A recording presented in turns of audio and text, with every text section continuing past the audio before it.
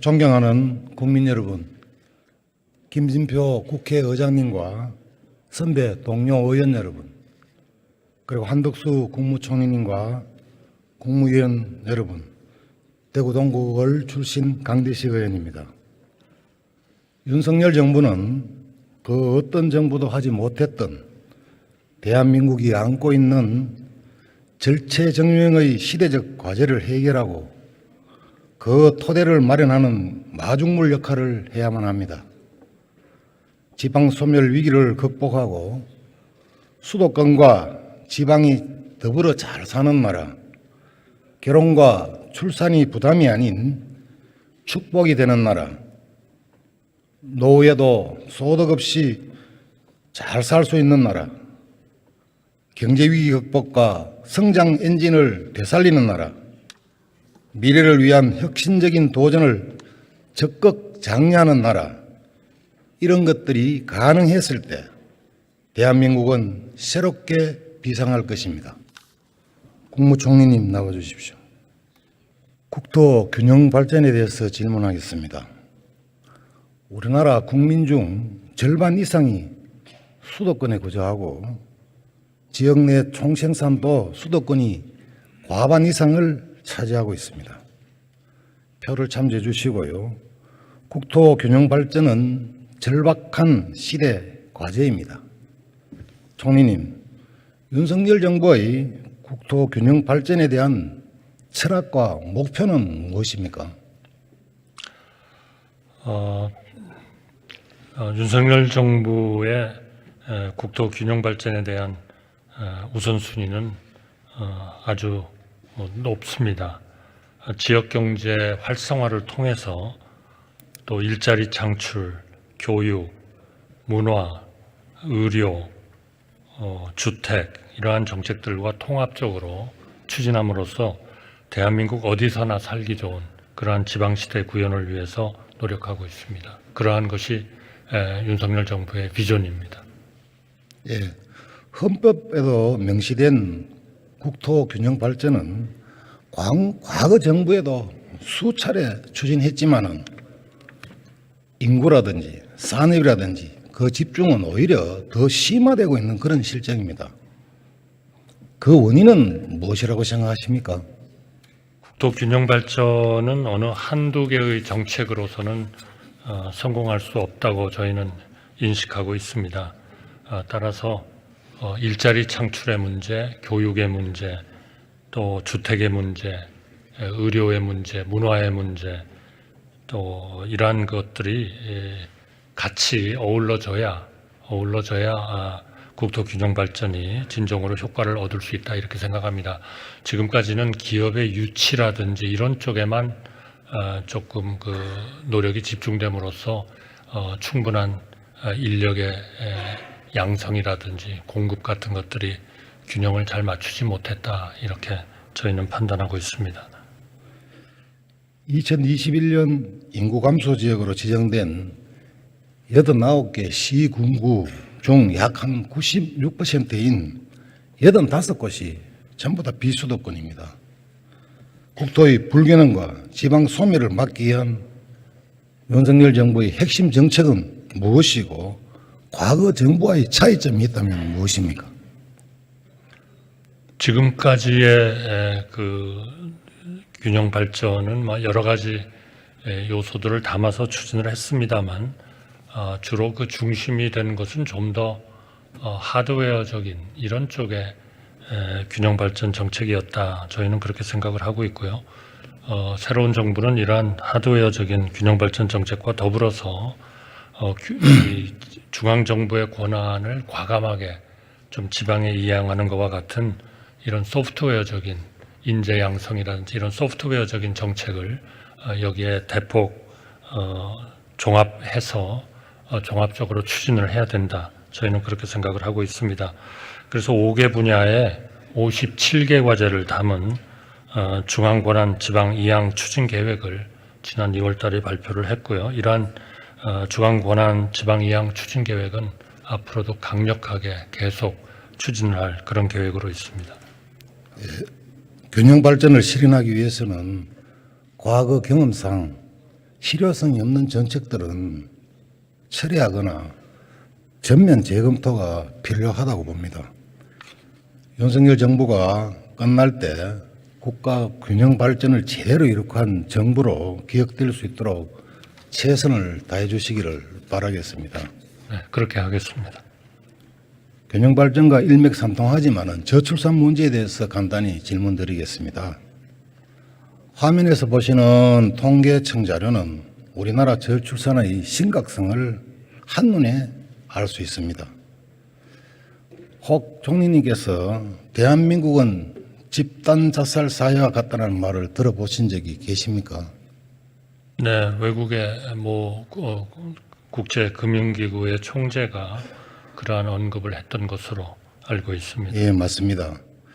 대한민국에서 저출산은 미래의 잠재적 위협이 아닌 오늘날 직면한 국가적 재앙이라고 생각되는데 동의하십니까? OECD에서도 이런 인구를 집중적으로 연구하는 전문가들이 봤을 때 대한민국의 인구 구조와 향후의 전망은 정말 전 세계 어디서도 볼 수 없는 그러한 아주 구조를 보이고 있다라고 얘기를 하면서 이 인구 구조의 심각성에 대해서 경고를 하고 있습니다. 지난 15년 동안 약 한 280조 원이라는 천문학적 재정을 투입했지만은 이 투입이 무색하게 문제의 해결은커녕 오히려 악화되고 있습니다.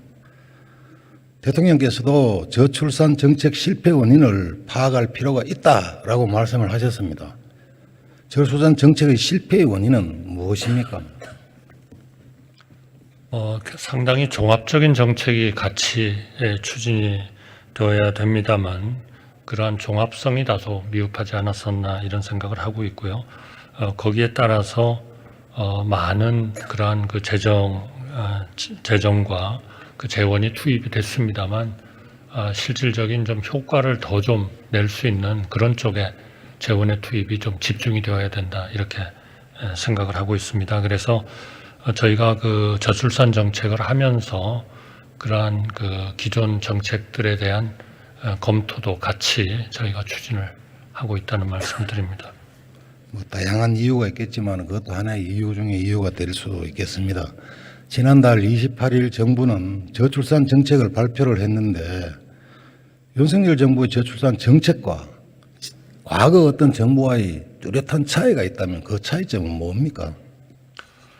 저출산 대책에 대한 본격적인 추진에 대통령께서 시동을 거신 것이라고 저희는 인식하고 있습니다. 새로운 저출산 대책은 기존 추진되었던 저출산 대책에 대한 평가와 함께 가장 효율적인 그러한 효율성을 가진 정책을 좀 집중적으로 추진을 해야 된다고 생각을 합니다.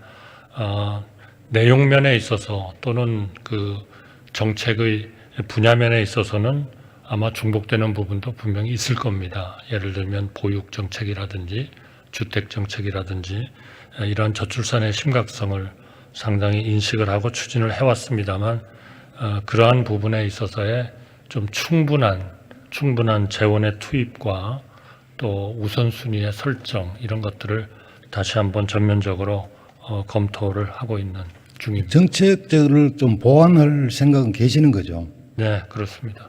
향후 분야별로 세부 계획이라든지 순차적으로 이런 부분들을 발표할 계획은 가지고 계십니까? 네, 이제 시동이 걸렸습니다만 계속 추가적인 대책을 만들어야 된다는 거고요. 이번에 대통령께서 해주신 저출산 대책 위원회는 지금까지의 작업이 된 것을 일단 한번 논의를 한 것이고 이것으로서는 완결성이 충분하다 그렇게 생각하지 않습니다. 앞으로 계속 더 검토하고 추가적인 대책을 추진 나가겠습니다. 혹 합계 출산율 목표 수치는 정하고 계십니까? 그 수치를 정확하게 정한다는 것은 상당히 어려운 문제라고 생각을 합니다. 그러나 현재의 출산율은 세계에서도 거의 가장 낮은 수준이기 때문에 이러한 추세를 반전하기 위한 노력을 하여튼 지속적으로 강하게 해야 된다고 생각을 합니다. 범정부적으로 이 추세 반전을 위해서 노력을 하겠습니다. 예, 뭐 목표 수치를 제시하지 않는 것도 실패 원인 중의 하나라고 봅니다. 향후 목표 수치도 좀 채워쳐서 향후라도 발표해 주시기를 부탁을 드리고요. 흔히들 경제는 먹고 사는 문제고 안보는 죽고 사는 문제라고 합니다. 저출산 문제가 지속되면 생산 연령 인구라든지 국방을 책임질 병력 자원이 점점 줄어드는 것은 기정사실일 것입니다. 다시 말해서 국민이 있어야 국가가 존립하는 거죠. 윤석열 정부에서는 더 이상 과거에 좀 실패를 답습하지 마시고 출산율 반등의 원년을 삼으시기를 간곡히 당부드리겠습니다. 연금개혁에 대해서 간단히 묻겠습니다. 현 정부는 연금개혁을 3대 개혁과제로 선정해서 강력하게 추진을 하고 있지만은 국회 차원의 연금개혁은 사실상 동력을 좀 상실했다고 봅니다. 이제 공은 정부로 옮아갔는데요. 지금까지 연금개혁을 보면 모수 계획을 통해서 지속 가능성만 이렇게 좀 연장을 시켜왔더랬습니다. 모수 계획이 근본적인 계획이 될 수 없다는 것은 이번 5차 연금개혁 국민연금 재정추계 결과에서 확인된 바가 있습니다. 총리님, 혹 10월에 국회에 우리 제출할 국민연금 운영 계획에 정부의 어떤 구체적인 연금개혁 방안을 담아 제출할 수 있습니까? 정부는 일단 재정 추계를 지금 완료를 하고 개혁 방안을 논의 중입니다. 국민의 여론을 수렴을 해서 국민의 안을 함께 만들어 나가도록 하겠습니다. 10월까지 국회에 저희가 제출을 하게 되어 있습니다만 가능하다면 좀 구조적인 그러한 대책도 같이 좀 담아서 제출을 하는 것이 좋지 않을까 그렇게 생각을 하고 있습니다. 무거운 책임감을 가지고 좀 연금개혁에 대한 방안을 철저히 준비해 주시기를 바라겠습니다. 네, 그렇게 하겠습니다. 지난해 연금개혁은 역대 최대 규모의 손실을 기록했습니다. 대통령께서도 수익률 제고를 위한 특단의 대책을 주문하셨더랬습니다. 국민연금 수익 제고를 위해서 특단의 대책은 무엇입니까?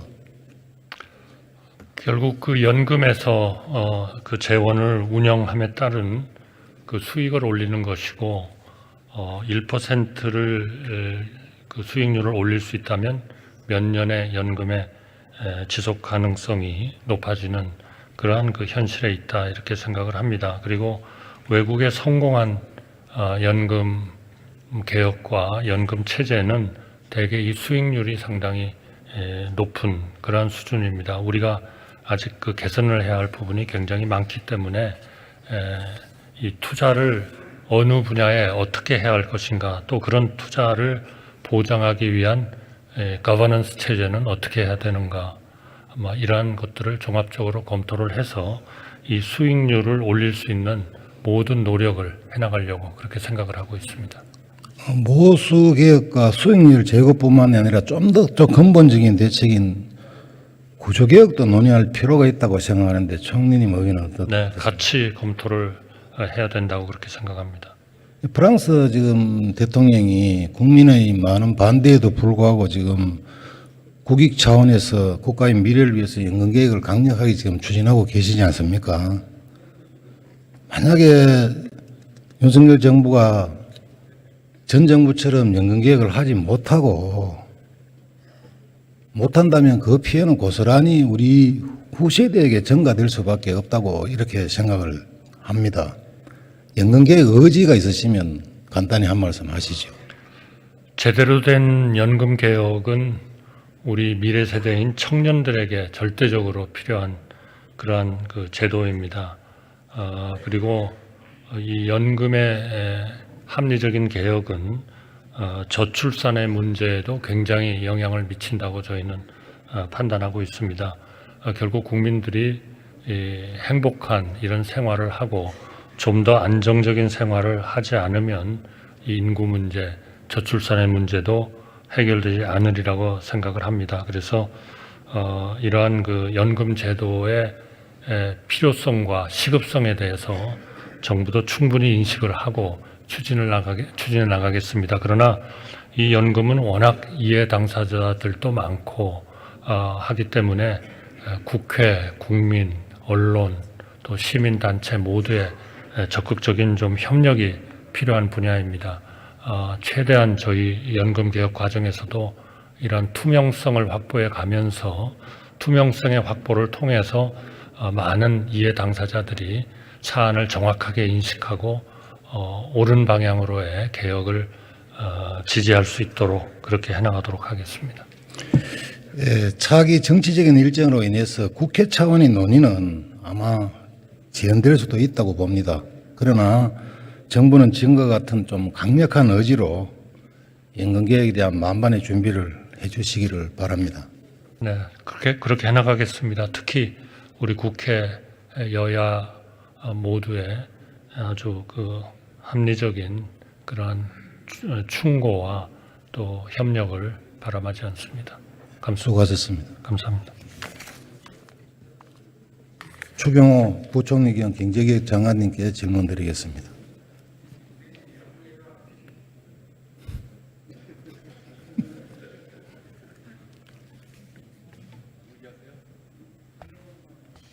네. 부총리님, 예. 지금 세계 경제는 퍼펙트 스톰을 넘어서 초거대 위협이 다가오고 있다고 합니다. 정부는 지금 세계 경제가 향후 어떻게 진행될 것으로 판단하고 계십니까? 예, 한마디로 말씀드리면은 불확실성이 굉장히 크다. 그렇게 말씀드리겠습니다. 아시다시피 지난해부터 굉장히 물가가 급속도로 상승을 해서 인플레에 대응하기 위해서 고강도 금융 긴축을 해왔고 그것이 실물 경제도 영향을 미쳤습니다. 그런데 금년 초에는 대체적으로 시간이 지나면서 대개 미국, 유럽 등의 선진국 경기도 상대적으로 연착륙을 하면서 서서히 회복될 것이다. 그리고 중국의 리오프닝 효과가 좀 나타나면서 하반기로 가면서 점차 괜찮지 않겠느냐 이런 낙관론이 사실은 많았습니다. 그런데 최근에 실리콘밸리 은행 등 금융 불안 사태가 다시 나타나면서 여러 가지 불확실성이 다시 커지고 그 관계로 조금 경기 전망에 관해서도 여러 가지 조심스러운 그런 상황이 많이 진행되고 있다 이렇게 생각을 합니다. 전문가들께서 이야기하는 걸 보면 지금 한국 경제가 저성장이 고차가 됐고 향후 10년 내에 잠재 성장률이 0%대로 떨어질 것이라고 이렇게도 예측을 하는데 이런 의견에 대해서는 어떻게 생각하고 정부는 어떤 대책들을 가지고 계시는지? 예, 우리 경제의 이 상황은 두 가지가 다 지금 복합적으로 진행이 된다 이렇게 보시면 될 것 같습니다. 하나는 아까 말씀드린 세계 경제의 어려움이 역시 우리 경제가 무역 의존도가 지금 80%가 넘는 이런 상황이기 때문에 그 영향을 많이 받는다. 그래서 경기적으로 보면은 성장이 특히 지난해는 그나마 2.6%로 선방을 했습니다만은 지난 4, 4분기, 금년 1, 4분기가 가장 좋지 않을 정도로 굉장히 어려운 상황이 진행이 되고 있고 저희들은 뭐 하반기로 가면서 조금 상황은 더 나아질 것으로 봅니다만은 이런 경기적인 문제가 하나 있고 또 하나는 늘 우리 경제 저변에 우리 구조적인 문제가 있습니다. 우리 경제의 생산성이 낮아지고 체질이 약화되고 특히 인구 감소 등으로 인해서 우리의 성장 잠재력이 크게 낮아지고 생산성이 낮아진다. 그래서 지금 현재 우리 경제 잠재 성장률이 2% 안팎 정도로 전망이 되고 있습니다. 이것이 앞으로 인구가 줄면서 점점 더 잠재 성장률이 낮아질 것이다. 이런 얘기들을 많이 하고 있습니다. 그래서 여기에 대한 대응도 이 두 가지 측면에서 동시에 진행이 돼야 된다. 하나는 경기적인 측면에서 현재 대내외적인 이런 불확실성, 변동성이 크게 나타나고 있기 때문에 이러한 거시경제 전반적인 안정, 민생 안정이 굉장히 중요하다. 이렇게 생각을 하고 여기 근본적으로는 물가 안정 기조를 확고히 해야 되겠다. 그리고 지금 소상공인이나 또 지역 경제가 굉장히 어렵기 때문에 내수 활성화를 위해서 이걸 좀 받쳐줘야 되겠다 하는 그런 측면이 하나 있고 특히 이제 수출이 좋지 않고 무역 수지가 좋지 않기 때문에 수출 투자 이 활력 제고를 위해서 정책 노력을 집중을 해야 된다. 그리고 이러한 경기적인 노력과 아울러 우리 경제 실력을 높이는 체력을 키우는 이 조치를 해야 된다. 그래서 우리가 소위 말하는 노동개혁, 연금개혁, 교육개혁 등 우리 이 경제의 실력을 높이는 이런 구조적 개혁과 함께 R&D를 높이고 생산성을 높이는 이런 이 체력을 높이는 이런 대책을 동시에 추진해야 되고 정부 정책도 그런 방향으로 가고 있다는 말씀을 드립니다. 가장 오래되는 붐이 금융시장인데요. 예로 실리콘밸리 은행이 무너지는데 이틀, 그다음에 크레디트 스위스가 무너지는데 일주일 채 안 걸렸지 않습니까? 네. 금융시장 내 급격한 자금 이동이라든지 쏠림에 의한 불안 요인들이 상존을 하는데 우리나라 금융시장은 안전하다고 보십니까? 한마디로 말씀드리면 지금 방금 언급하신 실리콘밸리 은행 등 일련의 해외 은행들의 부실 사태 등으로 인해서 우리도 역시 영향을 받을 수밖에 없는 구조이긴 합니다만은 현재 거기에 노출돼 있는 직접 노출돼 있는 우리의 이 자금 규모가 워낙 크지를 않기 때문에 그 영향은 상당히 제한적이다 이렇게 말씀드립니다. 그래서 현재까지는 우리 국내 금융시장은 비교적 안정적인 모습을 보이고 있다 이렇게 생각을 합니다.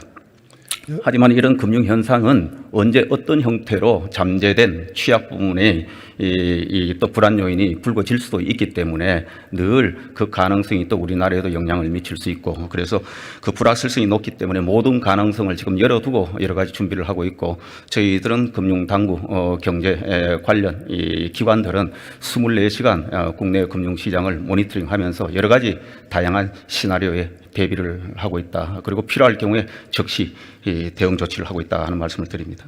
우리나라 금융 안정지수가 작년 10월 이후에 5개월째 위기 수준이고 다중채무자 등 고위험 가구가 지금 2년 새에 2배 가까이 증가했다고 합니다.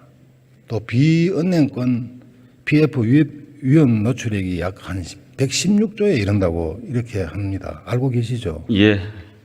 그리고 이게 경기 위축으로 인해서 미분양 사태가 일어나고 자꾸 증가하는 추세였다고 하면 PF 상환 리스크가 매우 크다고 생각되는데 부총리께서는 어떻게 판단하고 계십니까? 예, 맞습니다. 지금 우리 전반에 경기가 좀 불확실하고 시장의 변동성이 커지기 때문에 여러 곳에 잠재적인 불안 요인이 있는 것은 사실입니다. 그렇지만 전반적으로 점검을 해보면은 그것이 우리 경제 전반의 불안, 시스템 리스크로 확산될 그럴 가능성은 저희들이 지극히 제한적이다 이렇게 보고 있고 부실한 영역에서 아마 국지적으로 제한적으로 일부 나타날 가능성은 있는데 시장 전반으로 확산될 우려는 적다.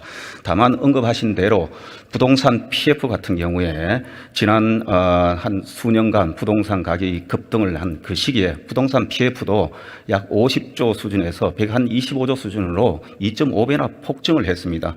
그것들이 지금 현재 시장에 산재되어 있기 때문에 곳곳에서 사업성이 좀 떨어지는 부분에 관해서 여러 어려움이 지금 노정이 되고 있습니다. 다만 저희들이 전반적으로 현재 전 사업장을 현재 전수조사해서 관리를 하고 있고 아까 말씀드린 대로 일부 사업성이 낮은 곳 무리하게 사업을 추진했던 부분 그런 부분에 관해서는 일부 업계 어려움이 있고 하겠지만은 그것은 우선 업계 스스로 자구 노력을 통해서 대응을 해야 되고 그것이 전반적으로 건실한 곳에서 유동성이 부족한 것은 저희들이 유동성 대응을 할 것이고 그것이 좀 더 대규모로 확대할 우려가 있을 때는 저희들이 필요한 적정한 조치를 해나갈 예정이다 그렇게 생각을 합니다. 늘 시장 상황을 지금 예의주시하고 있다 이렇게 말씀드리겠습니다.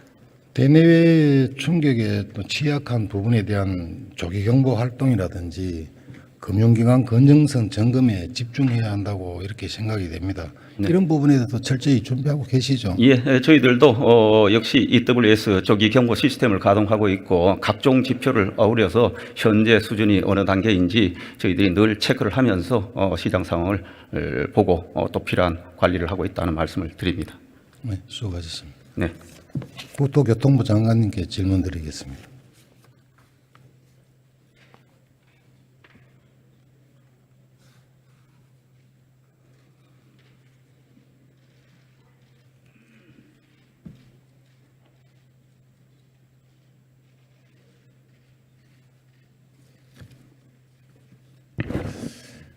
예, 지난 2월에 관계부처 합동으로 신성장 4.0 전략 추진 계획을 발표를 해드렸습니다.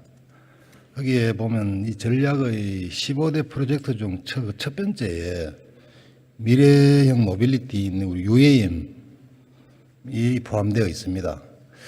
장관님, 정부는 혹시 UAM을 미래 개척 분야의 첫 번째로 이렇게 선정할 만큼 중요한 도전 과제로 보고 계시는 거죠? 네, 그렇습니다. 항공 제작 산업은 아주 고부가가치 사업인데도 불구하고 우리나라의 경쟁력은 굉장히 낮다고 보고 있습니다. 그런데 우리나라가 이 항공 제작 산업이 이렇게 취약한 이유는 무엇입니까? 워낙 거기에 기술 독점이 심하고요. 그리고 그에 대해서는 막대한 투자와 함께 전후방 생태계를 이루는 산업군이 튼튼해야 되는데 그 부분에 대해서 우리가 완성도가 떨어진다고 보아야 되겠습니다. 정부의 R&D 투자는 올해 30조 원을 돌파를 했는데 항공기술 경쟁력 강화를 위한 투자는 매우 저조합니다. 거기에 동의하시죠? 네. 그렇다면 모건 스탠리가 2040년도에 글로벌 UAM 시장 규모를 1조 달러라고 이렇게 전망할 정도로 아주 큰 시장이 열리고 있습니다. 초인류 국가로 우리가 도약을 하기 위해서는 미래 분야에 과감한 투자를 해야 된다고 보는데 이 미래 항공 세계 표준화에 선도적으로 우리가 참여하기 위해서는 이 분야에 대한 R&D 투자가 획기적으로 증대돼야 된다고 이렇게 보는데 장관님 생각은 어떻습니까? 예. 현재는 미국 같은 경우가 앞서 있긴 합니다만은 완전히 새로운 분야이기 때문에 저희가 기존의 항공 산업에서는 조금 처지고 있습니다만 잠재력은 크다고 봅니다. 기체를 만드는 거라든지 아니면 관제나 통신 제어, 그다음 자율 주행 내지 자율 조종 이런 부분 또는 버티포트 이런 부분에서 현재 한 7개 정도의 컨소시엄을 만들어서 한국의 그랜드 챌린지 프로젝트로 한 5-6개 경쟁국들과 함께 앞서거니 뒤서거니 진행이 되고 있습니다. 아무래도 표준은 미국이 주도하고 있기 때문에 현재 기체 제작도 미국의 투자를 해서 하고 있는데요. 뒤처지지 않도록 특히 말씀하시는 R&D 분야에서 정부가 마중물 역할을 할 수 있도록 그리고 테스트 베드를 제공하는데 저희들이 적극적으로 역할을 하겠습니다. 우리나라도 유리한 부분이 있지 않습니까? 네. 전기라든지 통신이라든지 정보라든지 첨단 기술력을 우리가 보유하기 있기 때문에 이 부분에서는 충분한 경쟁력이 저는 있다고 봅니다. 네, 그렇습니다. 예, 장관님, 대한민국이 세계 UAM 시장을 선도를 하고 항공 기술력 강화를 위해서는 협의부처인 과기부와 힘을 합쳐야 된다고 저는 생각을 하고 있습니다. 맞습니까? 네, 그렇습니다. 예, 최선을 다해 주시기를 부탁드리겠습니다. 수고하셨습니다.